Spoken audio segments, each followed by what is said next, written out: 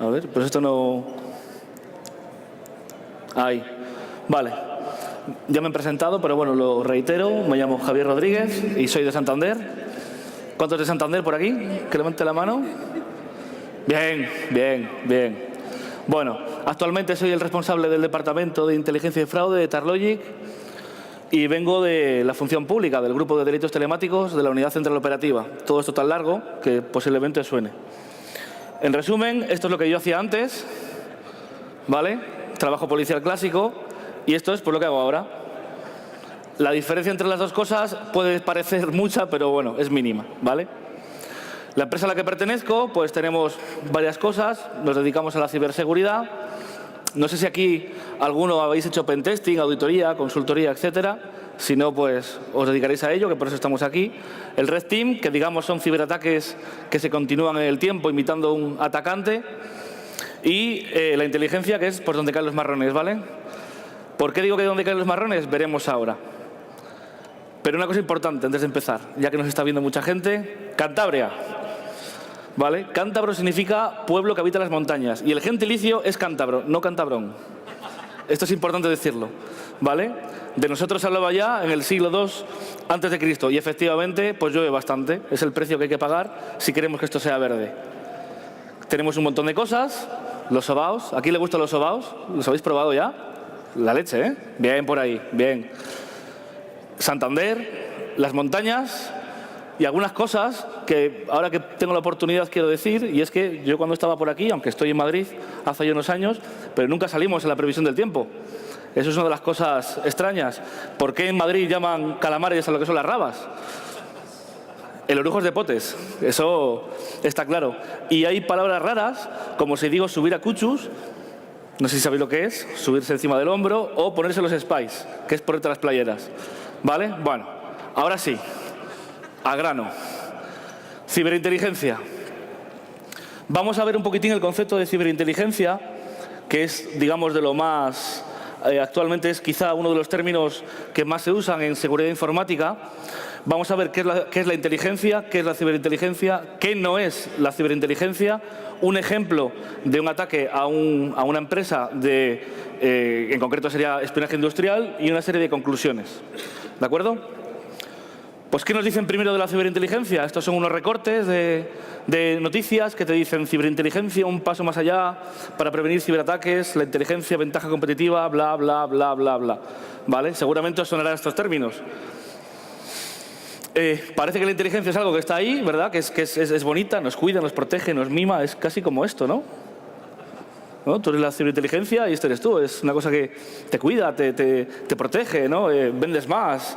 Bueno, pues digamos primero, vamos a empezar, y esto creo que muchos os vais a sentir reflejados, porque vamos a explicar primero qué es la inteligencia. Una vez entendida qué es la inteligencia, lo que vamos a hacer es aplicarla a la ciberinteligencia. ¿De acuerdo? Al final la inteligencia no es más que proporcionar información útil, a lo mejor lo útil no es un informe de 200 páginas, ¿visto? Sino que es una información útil que permite tomar una decisión o modificar una que ya se ha tomado con anterioridad. Al final nos quedamos con lo último. Es algo útil que a un decisor le ahorra tiempo. Yo tengo un problema, alguien me da una serie de datos que me ayudan a tomar una decisión y la tomo. Reduzco la incertidumbre. ¿Quién inventó esto? Fijaos que esto no es tan nuevo, aunque siempre se hizo inteligencia durante, sobre todo los militares, siempre se ha hecho inteligencia a lo largo del tiempo, pero fue esta persona, Sherman Kent, el que, digamos, dio la forma moderna a la inteligencia de la que todos bebemos. Básicamente, Sherman Kent fue una persona que trabajó en la OSS, que es la precursora de la CIA, en la Segunda Guerra Mundial. Ubicamos, Segunda Guerra Mundial, 39-45, problemas, gordos. Entonces, este señor lo que hacía era, recepcionaba sobre todo información de lo que es el eje, lo que sería, digamos, los adversarios, los malos, ¿de acuerdo? Los japoneses en este caso, y lo transformaba en conocimiento e información útil para el mando. El mando con esa información y otras muchas, lo que hacía era tomar una decisión. Cuando acabó la Segunda Guerra Mundial, este hombre dijo, todo lo que he estado haciendo ha sido un poquitín como cada maestrillo tiene su librillo. Es decir, pues yo hago de una forma, el vecino de al lado lo hacía de otra, el de más allá de otra. No había una especie de coordinación. Entonces, él se le ocurrió escribir un libro, Strategic Intelligence for American War Policy, Que lo que viene a decir, básicamente, es vamos a poner una serie de reglas, vamos a tratar de hacer de la inteligencia algo que era un arte a una cosa llamada disciplina, y lo que vamos a hacer además es darle una forma que pueda ser aplicable a cualquier tipo de campo. Y este libro, digamos que es uno de los pilares fundamentales.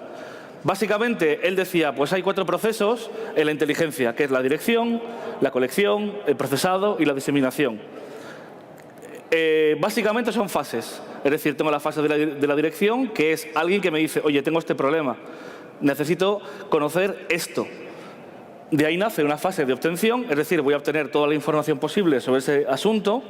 Pasa a una fase de elaboración, es decir, toda esa información que he recolectado lo va a coger un analista o una persona experta en el tema y lo que va a hacer es darle una forma de informe, por llamarlo de alguna manera, de presentar lo que se llama el producto. En inteligencia producto es el informe, quedémonos con eso. Y por último, la difusión. La difusión tiene que ir a la gente que toma la decisión o a la gente que le puede aportar este tipo de conocimiento. Sencillo, ¿verdad? Estamos en casa, queremos comprar un medicamento, pues hacemos básicamente esto. Tengo una necesidad del medicamento, voy a obtener direcciones de farmacias, voy a coger la que más me guste en ese momento y me voy a ir a comprarlo. O se lo digo a mi madre. Cada país, de esto que hemos hablado, cada país tiene su propio ciclo. En España, el Centro Nacional de Inteligencia pues tiene también el suyo. Al final todos son muy parecidos. Si bien es cierto que hay ciertas disciplinas como OSINT, ¿os suena? Buscar en Internet, ¿verdad? Bueno, es mucho más complejo que eso. Tendría su particularidad propia, pero básicamente es esto. Entonces, la gente piensa que la inteligencia es esto. Un tío con gorro, parecido a un espía, ¿no?, que está por ahí robando datos y tal. Bueno, no es tan así, sino que es más esto. Es un montón de información que tenemos, que hay que adquirir, que ya es un problema, que hay que analizar y comprender, que es otro problema, que hay que hacer luego un informe, que es el gran problema, y tenemos que darle a un decisor para que decida, según lo que nosotros decimos, y más cosas. Entonces ya tenemos que para hacer inteligencia hace falta personal especializado. Es decir, esto no es que yo me siento en mi sitio, empiezo a recolectar, que es lo que hacemos mucho, ¿verdad? Recolectar y luego analizo y se lo doy, etcétera. Al final hace falta personal especializado en lo que es la técnica, obtención técnica, que puede ser pues análisis de malware, puede ser buscar en Internet cosas muy concretas, puede ser incluso meterte en Google Maps y buscar una ruta, lo que sea, y humana. Humana significa que no solamente existe la obtención en Internet, vamos a trivializarlo, sino que también existen las personas. Parece mentira, ¿eh? Siglo XXI. De hecho, si os acordáis, había una cosa llamada carta, que era una cosa que un sobre, que tú metías una cosa llamada papel, cerrabas, lo pegabas así con la lengua, mandabas y eso funcionaba. Ese es el email antiguo, el que conocía mi abuelo. Bueno, pues eso implica que tenemos que tener personal especializado también en las entrevistas. Entrevista, dícese, de adquirir información, a lo mejor poner solamente el oído en una conversación de un bar, ¿vale? Tenemos que tener ese tipo de personal también. Evidentemente, un director de ciclo, que es el jefe. Joder, eso en España lo tenemos más que resuelto, ¿no? Y el decisor o decisores, que es el que recibe el producto terminado, recordad, producto es el informe, lo recibe y es el que, pues, según esto, toma una decisión. Es decir, el político, en caso que sea inteligencia que dimane de la función pública, ¿vale? Todos requieren especialización, menos el político. La política un poquito también. Este decisor puede ser desde el presidente de una empresa, puede ser el farmacéutico del barrio o puede ser cualquiera de nosotros. Es el que tiene en última palabra la decisión. Entonces, hasta aquí, ¿qué tenemos? Pues que la inteligencia es una serie de procesos que se relacionan con la obtención, elaboración e información de varias fuentes. Que se elabore un informe por parte de un analista y que se difunda al que tenga la necesidad de conocer. Esto de la necesidad de conocer, que también viene mucho del mundo de la inteligencia, significa, es muy sencillo. Tú para hacer tu trabajo necesitas saber lo que yo estoy haciendo. Tú para hacer tu trabajo correctamente necesitas ser el receptor de un informe que yo haga. Si sí, esto es muy binario. Si sí, lo tendrás. Si no, no lo tendrás. Es súper sencillo y es lo que más problemas da, sobre todo por lo que llevo viendo en este año en la empresa privada, porque quizá no tenemos esa cultura. Bueno, ¿qué se puede hacer con la inteligencia? Pues un montón de cosas. Inteligencia territorial. Bueno, sabéis que hoy en día el tema ciber, tú ponle cualquier palabra que exista, ciber, y parece moderno, menos café. El cibercafé queda como muy antiguo. Entonces, aquí podemos hacer inteligencia territorial. Voy a ver qué pasa en Panamá. Puedo hacer inteligencia normativa. Oye, ¿cómo va a afectarme a mí la nueva regulación del gobierno respecto a este tema? Puedo hacer inteligencia competitiva o económica, que es lo que vamos a ver aquí. Puedo hacer inteligencia militar. Lo pongo en asterisco porque todo dimana de la inteligencia militar. Los militares, otra cosa no, pero inteligencia hacen y mucha. ¿Visto? Inteligencia de imágenes, lo que hacemos nosotros con el Google Maps. ¿Dónde voy a ir hoy a tomar una copa? ¿Vale? Inteligencia de señales, due diligence, etcétera, etcétera, etcétera, etcétera. Lo que más veo que se hace es due diligence. Due diligence no es más que la investigación al objeto de enterarte un poquitín más si una persona pues, te puede ser más correcta o menos correcta en base a tus intereses. Y ciberinteligencia, que es lo que colma todo, ¿verdad? Ciberinteligencia por aquí, ciberinteligencia por allá, la ciberinteligencia. Y uno se lo imagina así, ¿no? Porque además el nombre está bastante bien. Bueno, pues lo primero, nadie se pone de acuerdo en qué es. Hemos visto que la inteligencia de la que dimana todo tiene un concepto muy claro, que son una serie de procesos que yo adquiero, analizo y elaboro la información y eso genera un informe. Oiga, mejor o peor, pero genera un informe. ¿Qué sucede? Que la ciberinteligencia, cuando empiezas a hablar con la gente, porque es un término que nace mucho más del entorno privado que del público, entendido privado por el sector privado donde estamos todos, y el público entendiendo lo que sería un poquitín por los servicios de inteligencia o la comunidad de inteligencia, que está formada en España por CNI, Guardia Civil, Policía, etc. Entonces, aquí te encuentras cosas como adelantarse a ciberataques mediante la recolección de información existente en el cibermundo. Esta es de revista, ¿eh? Obtener información del ciberespacio para procesarla y crear información útil. Bueno, tecnología para la automatización de inteligencia. Bla, bla, bla, bla, bla, bla, bla. Bueno, recordad. Inteligencia, inteligencia, inteligencia, inteligencia. Bueno, pues la ciberinteligencia no existe. Es mentira. No existe. Con matices. Existe la inteligencia sobre el ciberespacio. Y diréis, joder, te acabas de columpiar. Bueno, recordad una cosa, y es que tenemos inteligencia que se accede o se recolecta a través de fuentes humanas, la entrevista. ¿Quién es la fuente? La fuente, digamos, en inteligencia es de donde yo bebo, de ahí el nombre, conocimiento. Entonces, yo puedo beber de una persona, puedo beber de una empresa, de un análisis de lo que sea, y también puedo beber del ciberespacio. Es decir, que para mí es una fuente de obtención. No es el fin absoluto hacer ciberinteligencia, sino que la ciberinteligencia o el ciberespacio, que engloba un montón de cosas, vamos a trivializarlo en Internet, para mí es una fuente de obtención donde yo obtengo datos. Es una fuente de obtención, y esto hay que tenerlo muy claro. Si bien es cierto que el término se ha ido derivando, tiene su explicación, porque también se ha ido derivando a la tendencia de relacionar ciberinteligencia con análisis de malware clásico, como tengo a mi familia de espectadores, es lo bueno de estar en Santander, pues yo le explicaría a mi madre que un malware no es más que un virus. Esas cosas que te entran al ordenador y te hacen cosas raras y llamas a tu amigo informático y le fastidias la tarde, ¿no? Bueno, en cuanto al análisis de virus, o bien en cuanto al procesado de información técnica. Lo bueno que tiene la informática es que podemos procesar un montón de información. Entonces, ya empezamos con el problema. Vale, la información aportada por un análisis de malware, virus, ataque, lo que sea, que afecta a un sistema informático, no es más que proporciona conocimiento sobre qué técnica se ha usado, ¿vale? Pero no quién ha sido ni la motivación. Eso no te lo va a decir un análisis de malware. A mí cuando abro, no sé si aquí tenéis o habéis hecho reverse, ingeniería inversa, o solamente habéis subido algo a Virus Total, que es lo que hacemos todos, ¿vale? A ti te va a dar una serie de información que te va a decir qué bueno o qué malo es esta pieza de este virus. Te va a decir un poquitín la sofisticación, si ya tienes mucha habilidad te puede dar mucha información, pero no te va a decir quién ha sido, ni te va a decir la motivación. Eso no existe, en principio. Entonces, ¿qué es lo que tenemos? Volvemos a lo mismo, es una fuente de información técnica, no es más. Y yo para hacer la atribución de un hecho, en Internet sobre todo, a alguien por una pieza de software, eso la verdad que yo he visto mucha gente que lo hace y yo desde luego no me educaron así. Vamos a explicar de dónde viene esta confusión o de dónde viene esta serie de doctrina, por decirlo así. Y esto es una cosa que hemos hecho para explicarlo, pero vamos, que mi madre lo va a entender perfectamente. Tenemos el ordenador de mi abuelo y se ha infectado, tiene un virus. ¿De acuerdo? Eso puede tener pues, una serie de peculiaridades, como es que el ordenador vaya mal, etcétera. Me da igual lo que haga el virus. Ese virus, en general, se conecta con un panel de control, que es el que le dice al virus qué es lo que tiene que hacer. No es más que eso, y le mandará información o no, cómo funcione. Y habrá un piratillo informático, ¿de acuerdo?, que es el que maneja todo esto. Entonces tenemos 4 actores, aunque parezcan 3. El virus, el ordenador de mi abuelo, el panel de control y el piratilla. Esto, evidentemente, es un esquema súper básico de lo que viene siendo un malware, un virus.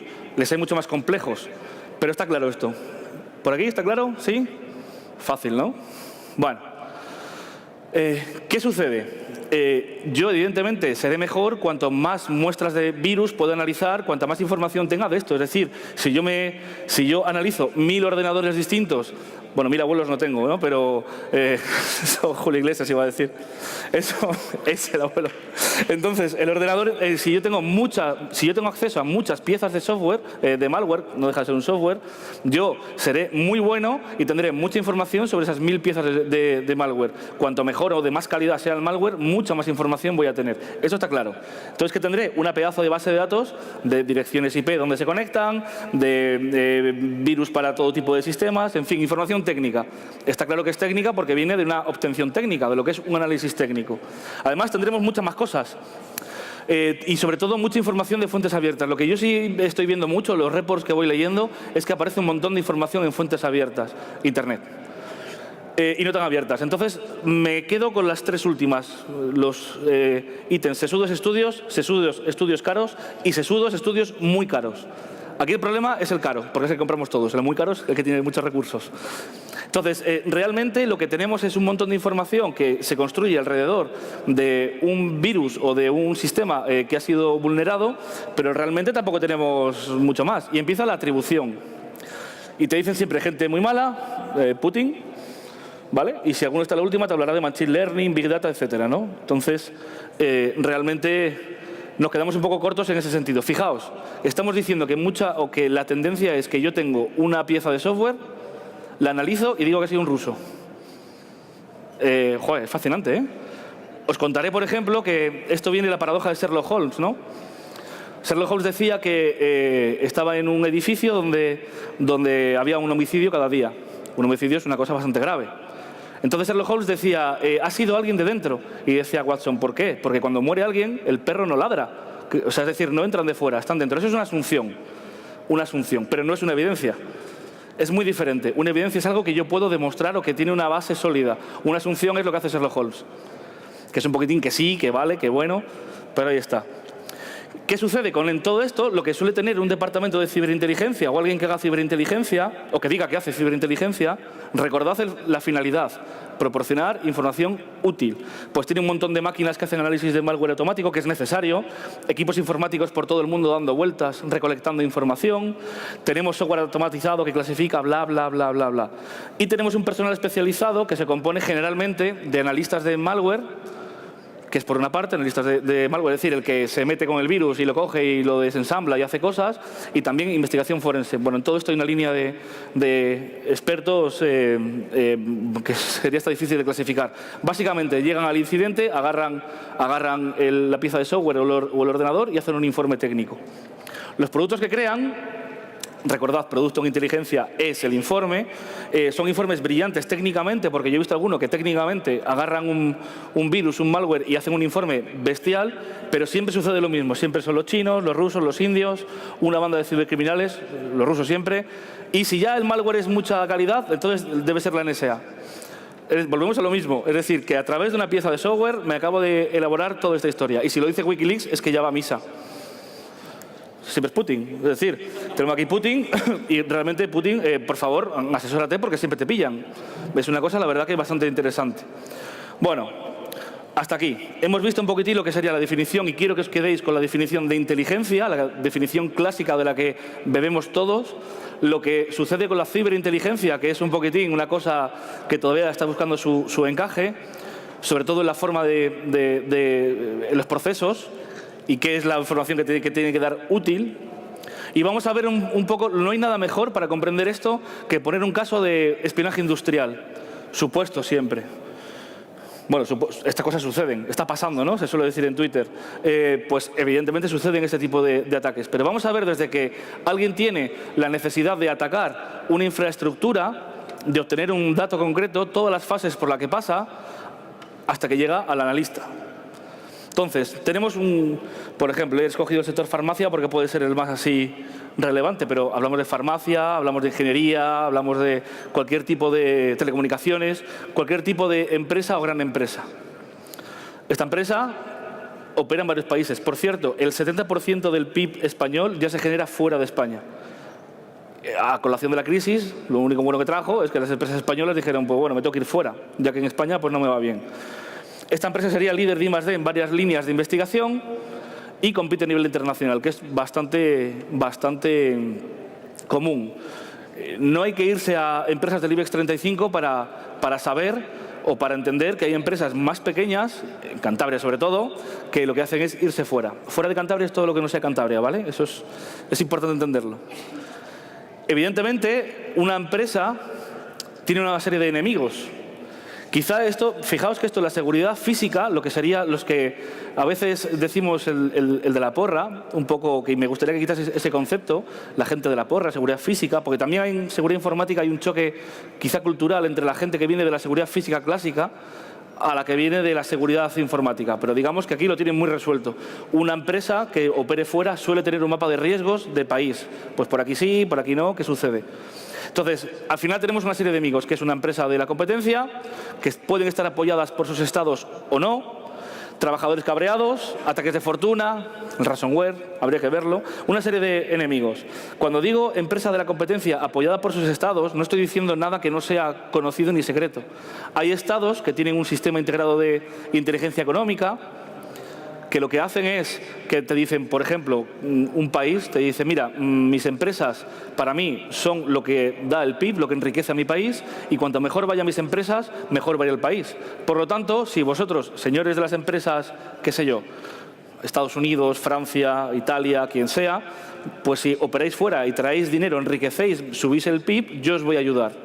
Y te da los recursos. Hay mucha literatura al respecto, mucho es mentira, otra es verdad, también hay que ver inteligencia, ver qué fuentes bebemos, pero esto no es ningún secreto, aparte es de lógica propia. Bueno, entonces somos la empresa farmacéutica B y operamos en otro país. Y entonces resulta que nosotros queremos hacernos con jugosos contratos, como debe ser.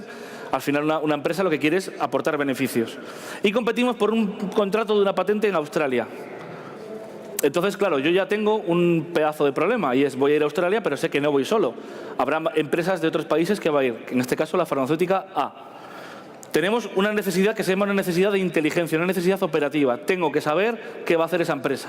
Quiero saber si ese contrato, quiero saber cuánto es su oferta, quiero saber todo lo que es la infraestructura que tiene, quiero conocerlo todo. Entonces tenemos que operativa comercial, operativa técnica, económica, etcétera, etcétera, etcétera. Es decir, cuanto más pueda rascar, mejor. ¿Mi Estado me apoya? Sí, pues cuento con sus recursos. Por ejemplo, es algo que está casi contrastado, que por ejemplo China, en su proceso de expansión, lo que hace es pues obtener información de otras empresas para poder crear las suyas. De hecho, hay un caso muy... No sé si os gusta el mundo de la aviación, no sé si os gusta, por aquí alguno. Bueno, yo lo odio, entonces me tengo pánico a volar, entonces por eso mi miedo se aferra mucho más cuanto más lo de aviación. Pero bueno, esto viene a colación porque Airbus, que es una empresa europea, un consorcio, mejor dicho, pues crea aviones. Los chinos, después de salir un modelo que es el A320, un medio corto, medio radio, hemos montado todos en ese avión seguramente, es el que más abunda en Europa, sacaron ese modelo y los chinos tardaron 5 o 10 años en hacer uno igual. Una de dos, o contrataron a todo el equipo de ingeniería, que va a ser que no, ¿vale? Pues eso es cuando tu Estado te apoya. Cuando no te apoya, que sepáis también que existen, en el mundo privado, existe gente que hace estas cosas también. No es nuestro caso, ¿eh? Entonces, ¿qué necesito? Primero, voluntad y recursos. Voluntad. Yo quiero efectivamente, y estoy concienciado, la farmacéutica B, que quiero acceder a esos datos y quiero quedarme con esos datos. Y esos datos me hacen falta. Y además tengo los recursos necesarios para hacerlo. Voluntad y recursos. Si alguien tiene esto, casi podemos decir que tenemos un pedazo de problema. Sobre todo porque se fija en nosotros. ¿Cómo obtengo yo esta información? Volvemos a lo mismo. Tenemos una necesidad, que es la necesidad de conocer qué sucede en la farmacéutica A. Pues podemos desplegar todo lo que son las fuentes humanas, recordemos, fuentes de obtención, y podemos hacer entrevistas a extrabajadores, entrevistas a trabajadores que quieren cambiar de trabajo, podemos hacer un montón de cosas, seguimientos a personas de interés, bla, bla, bla, bla. Veis que estamos en el mundo físico. Yo no he hablado todavía nada ciber. Bueno, ciberentrevistas se puede hacer también, ¿no? Por Skype, como sea. Simulamos un montón de cosas. Y dentro de las fuentes técnicas sería el estudio a través de fuentes abiertas, es decir, sería el famoso OSINT, que otro día hablaremos de él, cómo se ve el OSINT en la función pública y cómo se hace OSINT en la función privada. Y al final es obtener datos de interés. Y evidentemente yo soy la farmacéutica B y yo no quiero que me pillen. Esto es de lógica, ¿no? Es que es lógico. Entonces se habla de coberturas. La cobertura es la tapadera elaborada. Es decir, mejor dicho, la tapadera es la prima pobre de la cobertura. Cuando yo era pequeño y llegaba a mi casa y me decía mi madre, ¿has tomado calimocho? Y yo decía, no, tapadera. El aliento. El habla pastosa. Entonces mi madre, evidentemente, no me lo creo. Hizo su ciclo de inteligencia. ¿Vale? La cobertura es algo mucho más elaborado que supone que a mí lo único que me evita el problema, a la farmacéutica B o quien lo esté haciendo, el único que evita el problema legal o que me pillen es una buena cobertura. Y una buena cobertura requiere dinero, recursos. Volvemos a los recursos. A lo mejor se me ocurre que tengo que montar una empresa de recursos humanos para entrevistar a muchos trabajadores que quieran cambiar de trabajo. Y eso es una muy buena fuente de información. Y aparte bastante confidencial, porque el trabajador que hace una entrevista para cambiar de trabajo no avisa a nadie. Está claro, ¿no? Bueno, se complementa mucho con fuentes técnicas porque, evidentemente, yo de la farmacéutica A, que es mi problema, lo que yo estoy viendo es, bueno, ¿quién es el CEO? El CEO es la forma un poco pija de decir el jefe. Hoy en día es CEO, COO, CFO, los C-levels que llaman, ¿no? Es decir, el jefe y el que manda aquí, el que corta el bacalao. Evidentemente eso yo lo puedo conseguir, según cómo sea la empresa, lo puedo conseguir por fuentes abiertas. Me leo el periódico, me leo no sé qué, me leo no sé cuánto. Sabéis además que las empresas, cuando van a operar a otros países, lo que hacen es lo anuncian a bombo y platillo. Es lógico, ¿no? Es lógico. Bueno, llegado este momento, la empresa, la farmacéutica, B, dice, bueno, yo ya tengo lo que quiero. A lo mejor he entrevistado a alguien que lo que hace es estar involucrado en el proyecto que tengo en Australia y me ha dicho exactamente todo. Ya me ha dicho un poquitín lo que yo quería saber. ¿Hay que seguir o no hay que seguir? Pues a lo mejor tengo que seguir. Yo ya tengo claro, si quiero seguir, tengo claro quién es quién en la empresa. Tengo claro los modos y procedimientos de trabajo, gracias a toda esta información humana que he obtenido. Fijaos una cosa, se entiende en inteligencia que la información que viene de una fuente humana, de una persona, todavía quedamos, pues eso digamos que tiene una alta credibilidad. Son muy pocas informaciones la que te da, pero son de muy alta credibilidad. Y la información que te viene de fuentes abiertas, si no se hace un buen análisis procesado y cribado de la misma, pues tienes un montón de cosas. ¿A quién no le ha pasado que ha buscado algo y se ha encontrado con 10.000 millones de resultados? A muchos. Aquí todos decís que sí. Bueno, eso se llama efecto eco. Y sobre todo, si buscas algo de alguien famoso, bueno, entonces ya apague y vámonos. Bueno, ya tengo claro todo esto, que he obtenido información que, si bien no es vital, ya me está dando información operativa de la empresa. ¿Cuál es el siguiente paso? Bueno, pues yo ya estoy aquí, como no he conseguido lo que he querido por esto que es más sencillo, voy a hacer el ciberataque. ¿Quiero hacer? Ya os lo digo yo, Putin. Da igual quién sea, es Putin. Bueno. El objetivo, obtener información confidencial acerca de proyectos concretos. No hay que tener claro que en este tipo de casos lo que hay es un objetivo final. Yo si me creo un WannaCry e infecto a la mitad del mundo, lo que quiero es dinero, tengo un ánimo de lucro. Yo si infecto a este ordenador en concreto de tal sitio es primero porque no he podido hacerlo de otra forma y segundo porque me interesa ese ordenador en concreto. Para conseguirlo a lo mejor dejo un rastro bestial de otro tipo de infecciones, pero que el objetivo es llegar hacia allí. Es lo que se llama pues, el movimiento lateral, etc. Recursos, evidentemente necesito algo que me permita hacer la infección, lo que es el virus. Y además, este virus tiene que ser de una cosa bastante curiosa, es que no me vincula de ninguna manera. Putin tiene mala suerte que siempre le pillan. No me vincula de ninguna manera. Que sea fácil de entretener. El entretenimiento significa el mantenimiento en términos, digamos, más militares. Yo necesito entretener algo, significa que necesita un mantenimiento, un funcionamiento, una operativa mínima. Que sea sencillo de manejar y por pocas personas. Necesidad de conocer. Seguridad de la operación. Es decir, cuanta más gente... Dice el Talmud hebreo, hay una frase que dice algo así como secreto de uno, secreto seguro, secreto de dos, confíate a Dios, y secreto de tres, ya no lo es. Y eso lo sabemos en nuestro ámbito privado. Tú le cuentas algo a tu mejor amigo y te digo yo que de ahí va a salir. Y como un día tomándote una cervecilla cuentes algo más, bueno, ya prepárate. Suele ser la feliz idea, ¿verdad? Tomando la cerveza. Esto, joder, pues fue una feliz idea tomando la cerveza. Mal. Entonces aquí, evidentemente, el objetivo es que no nos pillen. Con lo cual, tiene que tener todo esto. Y además, el virus tiene que cumplir, no el virus, sino la operativa de todo lo que es el virus, el malware, tiene que ser que pueda camuflar su objetivo. Yo todavía no he visto a nadie que se ponga aquí un cartel diciendo voy a hackearte. Yo no he visto a nadie. Alguno hay, ¿vale? De todo y la viña del Señor. Y además, por último, tiene que ser técnicamente sencillo. Es decir, huimos de complejidades. Sencillo para ese entorno. Sencillo para ese entorno. Bueno, pues tenemos varias opciones, que es comprar un malware ya creado. Compramos el virus Paco, nos metemos por ahí a la Big Web, estas cosas tan que nos hablan ahora, ¿no? Y sale un iceberg. Iceberg es la forma pija de decir iceberg de toda la vida. Entonces, un iceberg y no sé qué y no sé cuánto y tal y cual. Pues bueno, vamos ahí, lo compramos y además con bitcoins, que suena como feo, ¿no? Suena súper oscuro. En definitiva, me compro algo ya hecho. Puedo hacer otra cosa, que es coger un virus, el que tiene mi abuelo, y con gente que sepa de modificaciones o de ingeniería inversa, pues modifico uno ya hecho para mis objetivos. Por ejemplo, con WannaCry sucedió una cosa, y es que WannaCry, a todos nos suena WannaCry, ¿no? Otra cosa no, pero le suena hasta a mi madre. Bueno, pues mucha gente lo que hizo fue coger ese malware, ese virus, lo modificó y metió sus cosas dentro y lo expandió por el mundo, lo camufló. ¿Vale? O malware ad hoc, que es algo nuevo. Cuando alguien decide hacer algo nuevo es que tiene un problema que no ha resuelto las otras dos opciones. Raro es encontrarte un entorno donde las otras dos opciones no te funcionen. Raro es, si lo planificas como Dios manda, claro. Después de tener el malware, si recordáis esa imagen que poníamos al principio de cómo es un virus, vale, yo tengo el virus, pero ahora me hace falta una cosa llamada panel de control.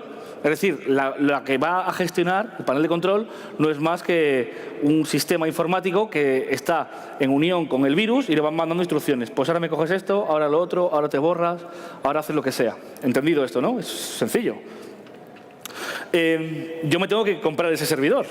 De alguna forma tengo que crear la infraestructura necesaria que sustente lo que es mi ataque. Además, necesito sistemas de anonimización, es decir, volvemos a lo mismo, que no me pillen. Y adquisición de unos elementos necesarios para crear el malware, caso de que haya decidido crearlo. Hay un ejemplo que es del libro, que es el caso Stuxnet. ¿Os suena Stuxnet? Esto ha salido hasta en la sopa. ¿A quién no le suena? ¿A quién le suena? ¿Conocemos Brad Pitt? ¿Quién le suena? Angelina Jolie, ¿estamos dormidos? Hay hambre, ¿eh? Bueno, Stuxnet fue un virus creado supuestamente por Estados Unidos e Israel. Tenían un gran problema, y era que Irán estaba creando o llegando a la fabricación de una bomba atómica. Entonces los israelíes dijeron, ¿qué hago? ¿Les bombardeo y me meto en un lío? ¿O lo que creo es una especie de virus que se infecte dentro de lo que es su central nuclear y lo pueda, si no bien revertir, sí ralentizar? Eligieron la segunda. Había un objetivo estratégico.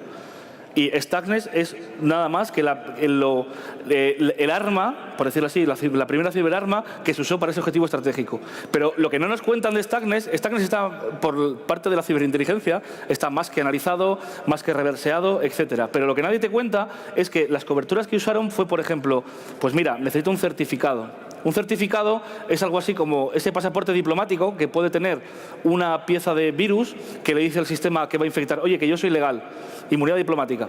Básicamente eso. Pues ese certificado lo sustrajeron de China, de una empresa de Taiwán creo que era. Independientemente de donde sea, lo sustrajeron de una empresa. Además, lo que hicieron fue, oye, mira, y yo, vale, tengo una pedazo de pieza de software bestial, pero ¿y cómo lo meto? Hicieron toda una labor previa de recolección de información que no es técnica, sino que es humana, toda una labor de recolección al objeto de comprender por dónde meto yo este cacharro. Volvemos a lo mismo. Tenemos todo, conocimiento de la empresa, herramientas de intrusión. Volvemos, siempre recalco lo mismo. Tenemos la voluntad de actuar, la voluntad fundamental y tenemos los objetivos claros. ¿Por dónde entramos? Pues fijaos. Tenemos lo que siempre se suele hacer es un organigrama de la empresa y te puedes encontrar con esto. Una empresa grande que tenga aquí trabajadores, ahora vete tú aquí a ver a quién le doy. Siempre pensamos que el CEO es el importante, pensamos que el jefe es importante, que pues en la experiencia analizando estas cosas, pues a lo mejor es más importante la secretaria del CEO que el mismo CEO, a lo mejor es más importante las personas que llevan la contabilidad de la empresa o pagan las nóminas, a lo mejor es más importante esa persona que lleva 20 años en la empresa, que no deja de ser, no tiene un puesto de mando o es un mando intermedio, pero que todo pasa por él. ¿Cómo sabemos eso? Entrevistas de trabajo. Es decir, por Facebook no sabemos esto, ¿vale? ¿Qué es lo que hace la gente? Por Facebook y por Twitter esto no sale. Saldrá un organigrama, pero no saldrá otro tipo de cosas. La información exacta. Luego hay una cosa que tenemos que entender que es fundamental y son las propiedades emergentes. Es decir, yo aquí he analizado persona a persona. ¿Qué rol tiene la empresa? ¿Qué es lo que hace? ¿Qué departamento es? Lo puedo tener todo estructurado jerárquicamente. Pero yo desconozco una cosa, que es lo que es las propiedades emergentes. Fijaos, una empresa no es más que una comunidad de gente que está sentada, que puede estar sentado, que están trabajando por un objetivo común y forman una comunidad de personas. Las comunidades tienen una cosa muy interesante que es las propiedades emergentes. Ejemplo, aquí todos somos civilizados, ¿verdad? Pero nos vamos al Racing, empieza el partido de fútbol y a lo mejor 4 de nosotros se vuelven locos. Se vuelven locos, pero no porque sean locos per se, sino porque lo que es la presión del grupo, lo que es la comunidad virtual ha cambiado. Tiene una propiedad que no tenías tú individualmente. Yo voy al fútbol, me transformo. Esa es la idea. Eso es lo que tenemos que comprender, que las empresas no solamente están formadas por personas, sino que el conjunto de las personas crean nuevas propiedades. Ahí os lo defino, pero bueno, ¿cuáles son ese tipo de comportamientos? Pues, por ejemplo, protocolos, procedimientos, una forma de pensar o tener una filosofía, si te la crees sobre todo, de una empresa, etcétera, ¿no? Al final, todos queremos hacer algo diferente y todos tratamos de implementar ese algo diferente. Ese algo diferente, cuando estamos todos juntos, se manifiesta. ¿Entendido esto? Más sencillito, pero hay que analizarlo, hay que tener claro qué es lo que hacen. Una vez que tengo claro yo todo este tipo de cosas, y ya tengo elegido, no vamos a entrar tampoco en cómo, a quién vamos a atizarle, ¿vale? Vemos que ahora mismo lo único ciber que hemos hecho es el virus, que no es poco. Y el virus lo que está haciendo es siendo el arma que yo necesito para continuar con mi obtención de información. No es el fin crear el virus. Hombre, para que el técnico que lo hace sí, le gustará, ¿no? Vectores de infección. El vector de infección no es más que por dónde voy a entrar. Esa puerta. ¿Qué puerta? ¿La de abajo? ¿La ventana? ¿Hago un agujero? ¿Tiro la pared? Pues hay dos tipos de vectores, ¿no? El de rico y el de rico son 0 day. ¿Sabéis lo que es un 0 day? Un 0 day es cuando hay un programa informático y de repente pues alguien, sin decir nada, ha descubierto una vulnerabilidad. Un 0 day es cuando tu madre te pilla que te vas a ir a un sitio que decías que no ibas a ir. Eso es un 0 day. Es decir, es algo imprevisto, que no te esperas y que como te cacen, tienes un problema. Esos 0 days evidentemente valen mucho dinero en el mercado, es decir, hace falta recursos para adquirirles. Volvemos otra vez a lo mismo. A mí me hace falta hacer todo eso. ¿Mi objetivo me demanda comprarme una ciberarma para poder hacerlo? En general, no. En general, no. Y esta es la realidad. En general, no hace falta hacer esto. Hay escenarios muy concretos donde sí hace falta, pero no en todos. Incluso, una vez teniendo el virus, yo puedo hacer una cosa que es la labor de inteligencia clásica, bueno, inteligencia mal dicho, la labor operativa clásica, que es que yo me voy a un hotel y puedo hacer una cosa, como hizo Raúl Siles esta mañana, si habéis visto su charla, que era, digamos, a través de procedimientos técnicos de hacking, llegar a ciertos ordenadores, o bien entra alguien, le enchufa el pendrive al ordenador de X persona y si lo hace, o a lo mejor le robo el ordenador. Fijaos, hubo un caso, todo esto que cuento, alguno pone cara de sorpresa, pero es la realidad. O sea, el mundo es un mundo feo. Lo que sucede fuera de casa es feo. El mundo hoy en día ha cambiado bastante y lo que son mis intereses estratégicos, cuando chocan con los tuyos y yo soy poderoso, lo que voy a hacer es quedarme con lo que tengas. Entonces, de hecho, hay muchos casos de accesos a hoteles donde se han manipulado los elementos informáticos de una persona, por ejemplo, un director comercial, donde se han manipulado y le han conectado un malware, un virus. Como sea, pero tenemos, digamos, el vector de rico y luego tenemos los normalitos, es decir, el de pobre. Pues te mando un email suplantando tu banco, te mando... Vale, pero todo esto hay que decir, si os fijáis, cuando tengo voluntad y tengo recursos, yo no mando un mail simulando ser el Banco Santander cuando tú tienes BBVA. Es decir, supuestamente he hecho unas previas antes. Es decir, tengo conocimiento de que tú no usas eso. Y además te lo voy a mandar con una cosa bastante interesante, que es algo que es una buena cobertura que te lo vas a creer. Porque el objetivo es que te lo creas. El objetivo es que te lo creas, ingeniería social. En definitiva, sería cualquier otro que implique que el objetivo que tengo, el objetivo ya, digamos, el personal que yo quiero que interactúe con mi muestra, tiene que hacer algo. Tiene que dar un clic, tiene que creérselo, como sea. ¿Y a quién ataco?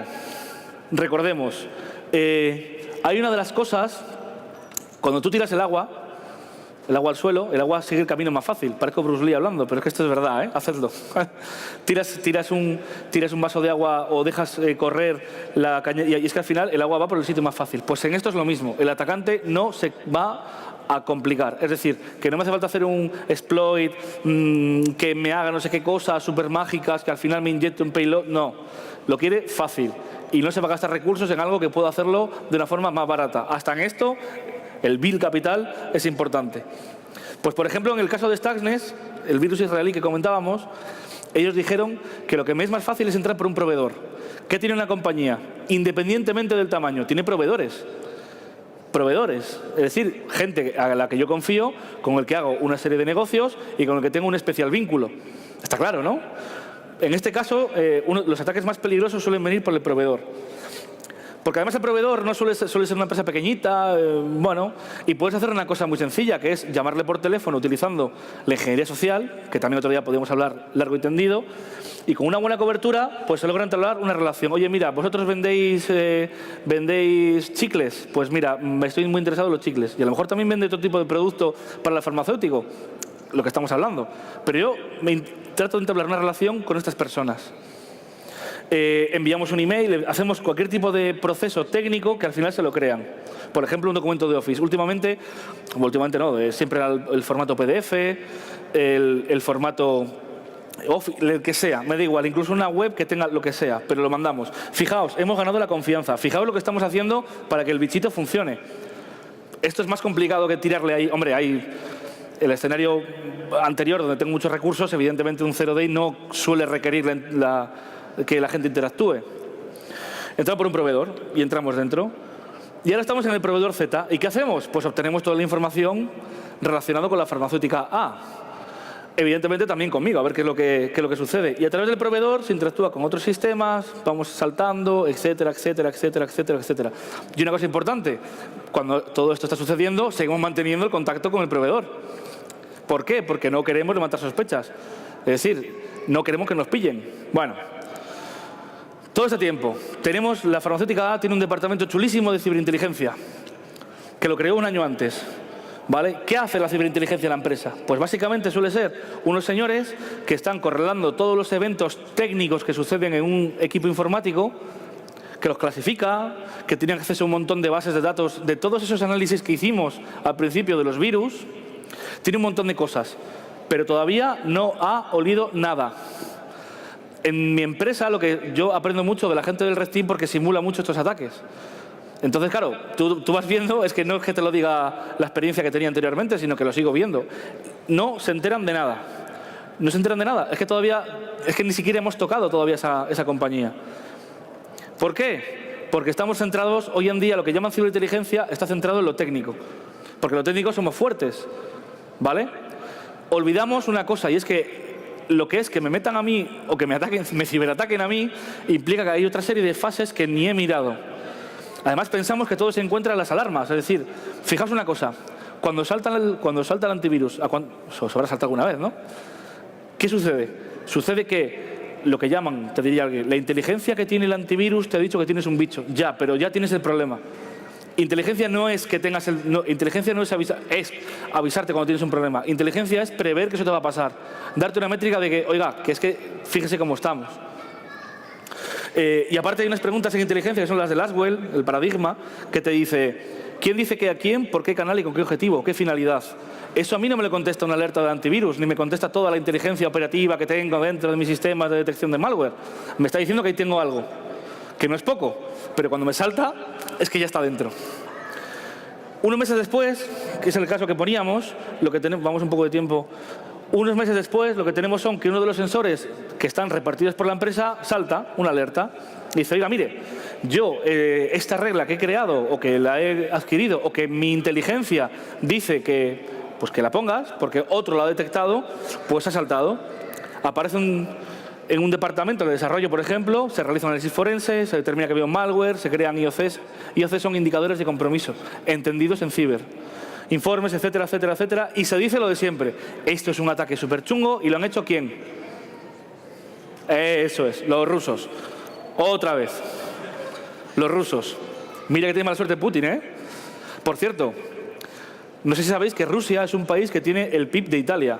Es decir, que cuenta con los recursos de un país como Italia. Es decir, que no pueden hacerlo todos ellos. Joder, dejarán algo para los demás. Bueno. O también Corea del Norte. De hecho, salió en los periódicos que en un virus de Corea del Norte y relacionado y tal y cual y no sé qué, y si ya metes en la ecuación algún problema interno de un país de secesionismo, independentismo, como queramos llamarlo, ya tienes la ecuación perfecta. Tienes en tu informe, los rusos nos atacan. Bueno, o Corea. Conclusiones. Hasta aquí. ¿Qué sucede? Nos han hecho lo que sería un ataque dirigido. Nadie se ha enterado de nada hasta que no ha saltado esa alerta, ¿vale? Hemos sido reactivos, es decir, hasta que no se ha detectado técnicamente que tengo un problema en uno de los equipos informáticos, hasta que no se ha detectado, nadie ha dicho nada. ¿Entendemos esto? Estamos siendo reactivos, no proactivos. No recuerdo cómo se llamaba el ataque que sufrió Google, donde vio ay, ¿cómo era? Bueno, creo que fue en el 2011, 2012. O todos los años hay uno, ¿eh? Esto también es así. Básicamente detectó que uno de sus servidores, digamos que estaba interactuando de más de lo que viene siendo la carga normal de una métrica que te dice que un servidor tiene que estar trabajando así. Y después de la investigación dijeron que eran los chinos. Bueno, estos tendrán más recursos, Google lo sabe todo. Google y Hacendado, ¿no? Entonces, básicamente hicieron esa atribución. Pero lo más curioso de esto es que la infección se hizo gracias a que alguien comprendió las propiedades emergentes de la empresa. Comprendió qué hacían los programadores, comprendió qué hacían el departamento de compras, comprendió perfectamente y así pudo entrar.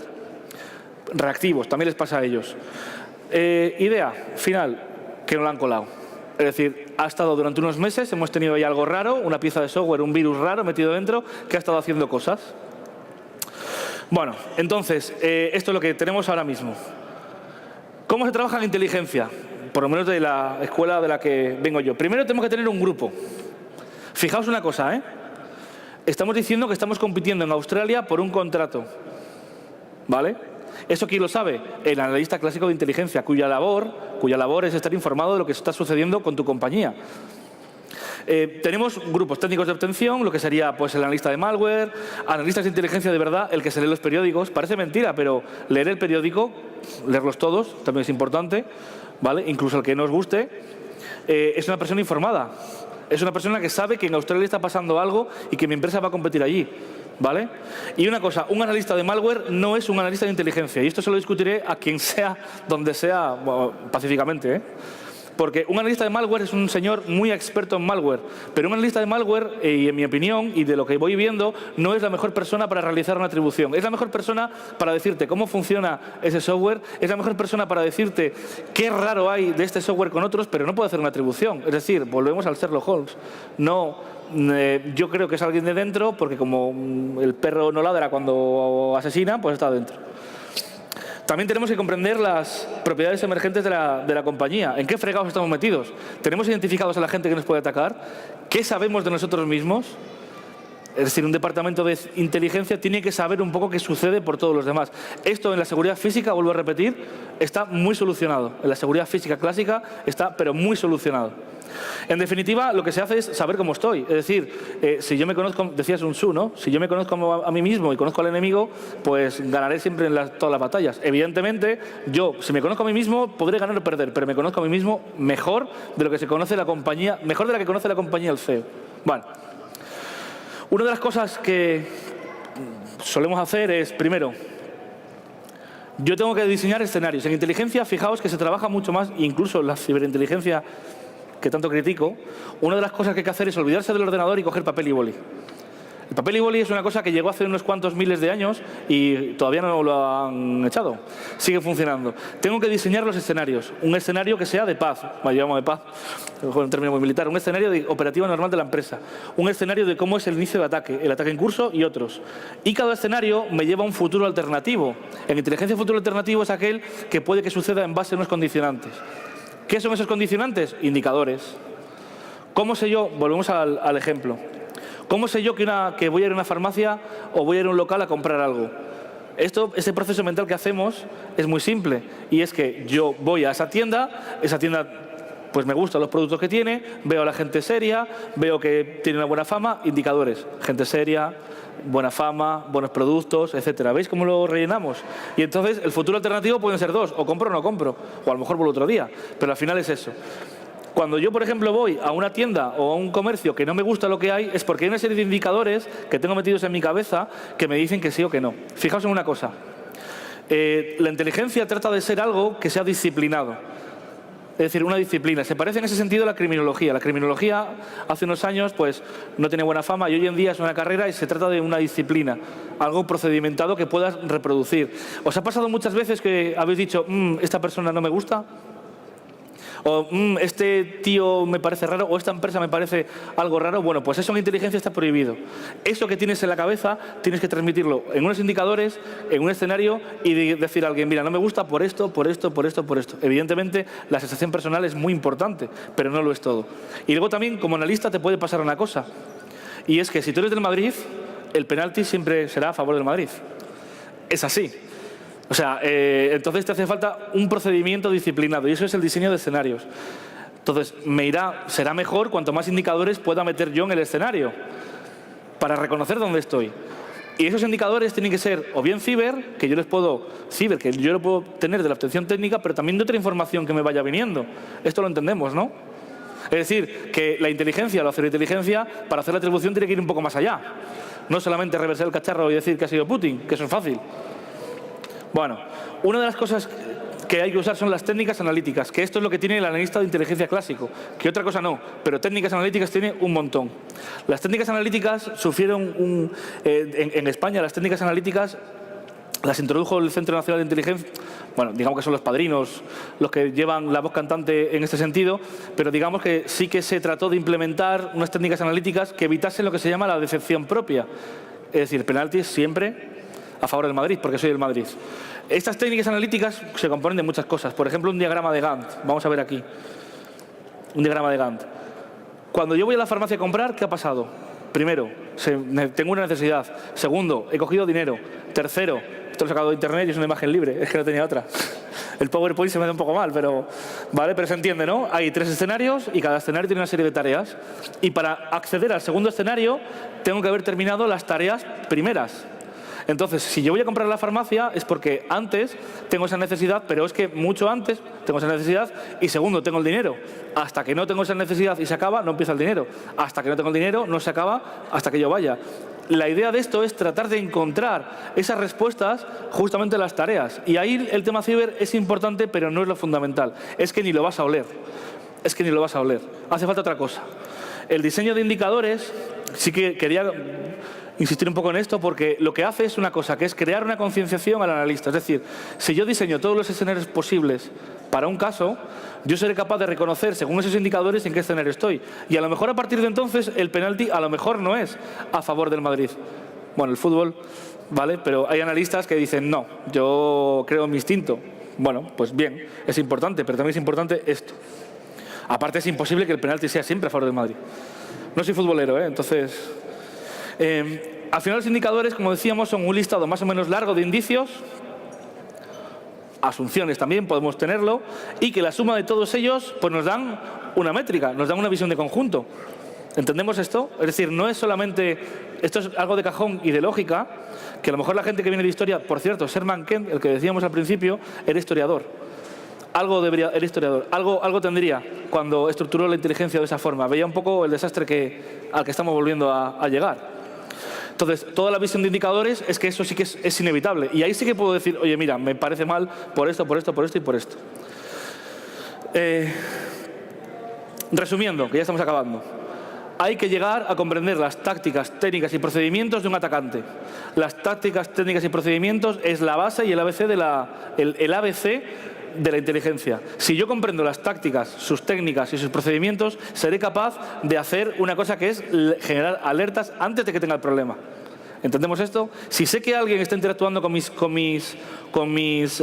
trabajadores, si sé que alguien está, por eso hay que tener otro tipo de fuentes, si sé que alguien está haciendo una cosa y yo soy capaz de caracterizarlo por la inteligencia previa que he tenido, hay una cosa en inteligencia que se llama inteligencia básica, que es, digamos, la que es consultable siempre. Una empresa siempre tendrá las mismas amenazas casi que en el tiempo. Si soy capaz de diseñar las técnicas, tácticas y procedimientos de cada atacante, de cada enemigo que tengo identificado, seré capaz de prever sus siguientes movimientos. ¿Entendemos esto? Esto parece fácil, pero hay que hacerlo. Y esto es papel y boli. No es iPad, ni Mac, ni Windows, ni Linux. Es papel y boli. Papel y boli, 2 dedos de frente y estar muy actualizado en lo que es la política internacional, en lo que es las necesidades de las empresas, en lo que es el sector, etcétera. Si sabemos cómo actúa, sabemos qué necesitamos observar para prevenir el siguiente escenario. Y lo último, la obtención técnica o ciberinteligencia pasa a ser una fuente de obtención. ¿Entendemos esto? Ese es el objetivo de toda la charla, deciros eso. No es más que esto. La ciberinteligencia o la obtención que viene del ciberespacio, la inteligencia que se hace en el ciberespacio, es un medio, no es un fin. El reporte de 50 páginas viene muy bien para los técnicos, pero al decisor no le dice nada. El decisor lo que sabe es que ya me la han colado. Tengo a Putin aquí. Conclusiones, y ya terminamos. La inteligencia sí es importante para una organización. La inteligencia, la buena inteligencia es siempre estratégica, como diría un militar, y siempre debe ser proactiva. Es decir, me tiene que decir qué va a pasar. Pero decir qué va a pasar no es quién va a ganar las elecciones, ni si voy a vender más o menos. Me tiene que dar unos estimados. La ciberinteligencia entendida como el mero manejo de las cosas técnicas a mí no me aporta nada. Y además es reactiva. ¿De acuerdo? Y otra cosa, y a lo mejor les duele a mis amigos que son analistas, digamos, clásicos de malware. Es decir, un analista de malware a mí me parece que no es un analista de inteligencia. Igual que un médico de cabecera, médico de familia, ¿no? De cabecera se decía, por lo menos así me refería a ellos cuando era pequeño, se tiene un tipo de tareas, pero a lo mejor no es la persona idónea que está luchando para obtener la vacuna contra el SIDA. Eso es un científico. ¿Son médicos los dos? Por supuesto, pero uno hace A y otro hace B. Visto hasta aquí, pues muchas gracias. Espero que tengamos la idea de la ciberinteligencia, y si alguien tiene alguna pregunta, pues que sea facilita, que está mi madre, ¿vale? Gracias.